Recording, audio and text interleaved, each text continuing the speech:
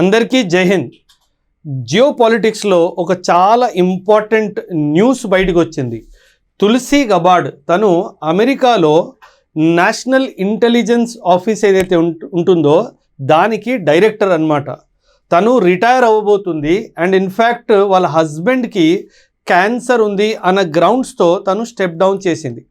So తను వెళ్తూ ఒక కీలకమైన ఇన్ఫర్మేషన్ ప్రపంచం అంతటిగా తను ఓపెన్ అప్ చేసింది. ఏమని? అమెరికా 30కి పైగా దేశాల్లో కెమికల్ అండ్ బయలాజికల్ వెపన్స్ తయారు చేసే ప్రోగ్రామ్స్కి ఫండింగ్ ఇస్తుంది అని చెప్పి ఓపెన్గా మాట్లాడడం జరిగింది. ఇన్ఫ్యాక్ట్ ఇది ఏంటి కెమికల్ అండ్ బయలాజికల్ వెపన్స్, దీనికి సంబంధించి ఏమైనా ఇంటర్నేషనల్ కన్వెన్షన్స్ ఉన్నాయా, కన్వెన్షన్స్ దాని గురించి ఏం మాట్లాడతాయో ఇప్పుడు అమెరికా ఇది ఓపెన్గా బయటకు వచ్చింది కదా, అమెరికా మీద ఎటువంటి ఇంటర్నేషనల్ ఇష్యూస్ వస్తాయో అవన్నీ విషయాలు కూడా చాలా జాగ్రత్తగా మాట్లాడుకుందాం. కానీ మరొకసారి తేలిపోయింది ఏంటంటే ఈ ప్రపంచాన్ని ప్రశాంతంగా అమెరికా ఉండనివ్వదు అన్న విషయం మాత్రము ఖచ్చితంగా తేలిపోయింది.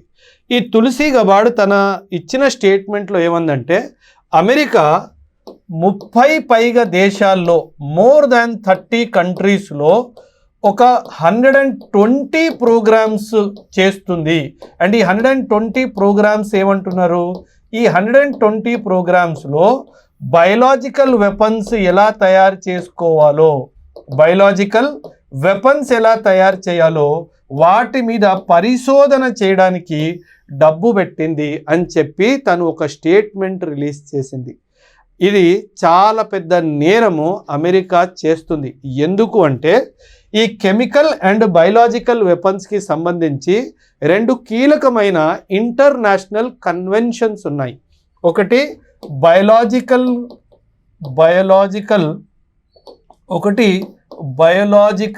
ఇంటర్నేషనల్ బయలాజికల్ కన్వెన్షన్ 1975లో ఇది అమల్లోకి వచ్చింది. దాని తర్వాత ఇంటర్నేషనల్ కెమికల్ కన్వెన్షన్. ఈ 2 కన్వెన్షన్స్ ఒకటి 1975లో అండ్ ఐ థింక్ ఈ కెమికల్ కన్వెన్షన్ 2 years తర్వాత 1977లో వచ్చింది. ఆల్మోస్ట్ 190 దేశాలు వీటిని సైన్ చేశాయి, ఇంక్లూడింగ్ అమెరికా కూడా సైన్ చేసింది. అండ్ ఈ యొక్క కన్వెన్షన్ని సైన్ చేసిన దేశాలు ఏం ఒప్పుకున్నాయంటే మేము ఈ కెమికల్ వెపన్స్ని డెవలప్ చెయ్యము, ఈ కెమికల్ వెపన్స్ని ప్రొడక్షన్ చెయ్యము, ఈ కెమికల్ వెపన్స్ని ప్రొలిఫరేషన్ చెయ్యము అని చెప్పి వీళ్ళు తీసుకున్న ఒక ఓత్ అనమాట. అంటే ప్రమాణం తీసుకున్నారు. ఏమని?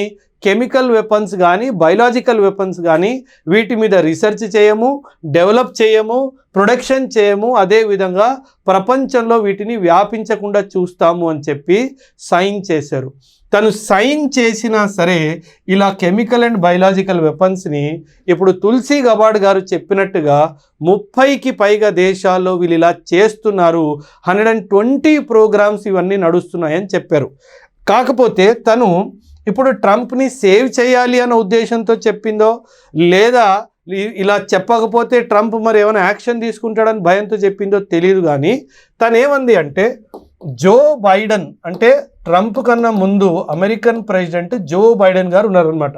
తను ఏం చెప్పిందంటే జో బైడెన్ గారు ఉన్నప్పుడు దీని మీద చాలా ఫండింగ్ అమెరికా చాలా ఎక్కువ శాతంగా చేసింది అని చెప్పింది. అండ్ ఒక ట్రాన్సాక్షన్ గురించి చెప్పి 4 lakh crores కూడా అమెరికా ఒక్కసారి ఫండ్ చేసింది ఫర్ దీస్ ప్రోగ్రామ్స్ అని చెప్పడం కూడా జరిగింది. కానీ ట్రంప్ ప్రభుత్వం వచ్చిన తర్వాత వీటిని స్టాప్ చేశారు లేదా ఈ ఫండింగ్ని తగ్గించేశారు అని మాత్రం చెప్పడం జరిగింది. మీ అందరికీ గుర్తుంటే ఫిబ్రవరి 2022లో this was the time when Russia attacked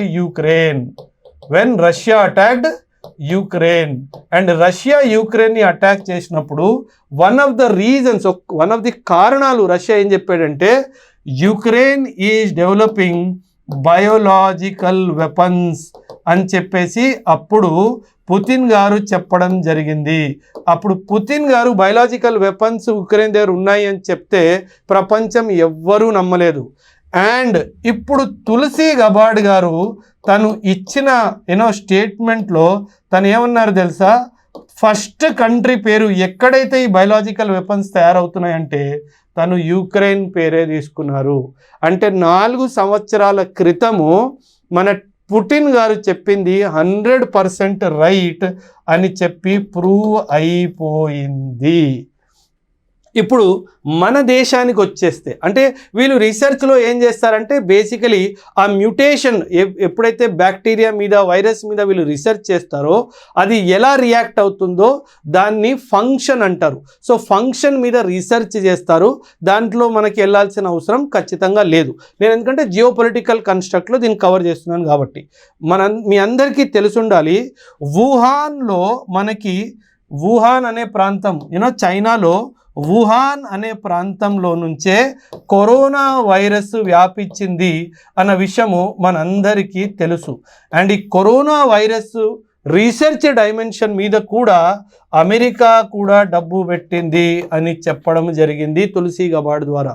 అంటే చైనా ఒక్క దేశమే కాదు, ఈ కరోనా వైరస్ బయట రావడానికి మేబీ డైరెక్ట్లీ ఆ ల్యాబొరేటరీ నుంచి లీక్ అవడంలో అమెరికా చేయలేకపోవచ్చు, కానీ రీసెర్చ్ డైమెన్షన్లో మాత్రం ఖచ్చితంగా అమెరికా కూడా డబ్బు పెట్టింది అని చెప్పడం జరిగింది. అంటే వీళ్ళకి హ్యుమానిటీతో సంబంధం లేదు, వీళ్ళకి కావాల్సింది ఇలాంటి పిచ్చి ఆయుధాలు తయారు చేసుకోవాలి, ఈ ఆయుధాలు చూపించి ప్రపంచాన్ని బెదిరించి వాళ్ళ దగ్గర అక్రమంగా డబ్బు స్వాధీనం చేసుకోవాలి. ఇదే వీళ్ళకొచ్చు. ఇన్ఫ్యాక్ట్ మన మనము 1998లో India became a nuclear country, right? మనము పోఖ్రన్లో మనం టెస్ట్ చేసిన తర్వాత India became a nuclear country. India nuclear country అయినప్పుడు 2003లో మనము ఒక అఫీషియల్ డాక్యుమెంట్ రిలీజ్ చేసాము. దాని పేరు న్యూక్లియర్ డాక్ట్రిన్ ఆఫ్ ఇండియా. దాని పేరేంటి? The nuclear doctrine of India. ఈ న్యూక్లియర్ డాక్ట్రిన్లో మనం ఏం రాసాం తెలుసా? India will never develop any chemical or biological weapon అని చెప్పేసి మనము సెల్ఫ్ ఇంపోజ్డ్ మొరటోరియం అంటే నా అంతటిగా నేనే చెప్తున్నాను, నేను ఏనాడు కూడా కెమికల్ అండ్ బయోలాజికల్ వెపన్ తయారు చేసుకోను అని చెప్పడం చాలా స్పష్టంగా జరిగింది. అంతేకాదు, కానీ ఒకవేళ ఇండియా మీద ఎవరైనా ఈ కెమికల్ అండ్ బయోలాజికల్ వెపన్స్తో దాడి చేసిన పక్షంలో నేను వాళ్ళ మీద న్యూక్లియర్ వెపన్ వాడతాను అని మాత్రం కూడా ఖచ్చితంగా మనము చెప్పాము. ఎందుకంటే మన దగ్గర కెమికల్ వెపన్ లేదు కాబట్టి ఏ దేశమైనా మన మీద కెమికల్ వెపన్తో దాడి చేస్తే దానికి ప్రతీకారంగా మనము కెమికల్ వెపన్కి ప్రతీకారంగా న్యూక్లియర్ వెపన్తో అటాక్ చేస్తామని కూడా ఖచ్చితంగా చేయడం జరిగింది. సో అమెరికా చేస్తున్న ఈ వెధవ పని వెనుక మీ యొక్క అభిప్రాయాల్ని ఖచ్చితంగా కమెంట్స్లో తెలియచేయండి. థ్యాంక్ యూ అండ్ జై హింద్.